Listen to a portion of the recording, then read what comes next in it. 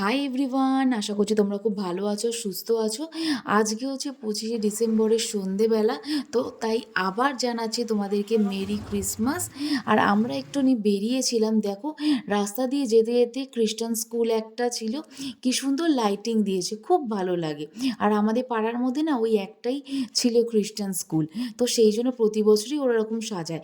তারপরেই রাস্তা দিয়ে যেতে যেতে দেখি একটা সুন্দর একটা স্টেজ করেছে। কেন বলো তো?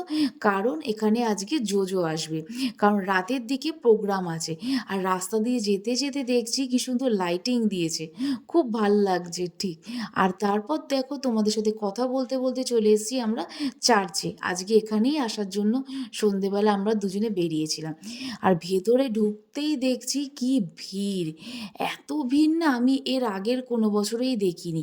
কারণ ওপরেরটা না খোলা থাকে, তো এইবারে দেখছি সব অ্যারেঞ্জমেন্ট নিচেই করেছে, কারণ ওপরে না কোনো ব্যবস্থাই করেনি, সেই জন্যই বেশি গ্যাদারিং হয়ে গেছে।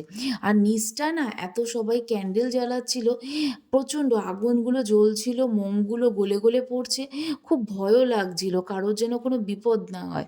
কিন্তু দেখো সবাই সুন্দর করে ক্যান্ডেল জ্বালালো, আমরাও জ্বালিয়েছিলাম।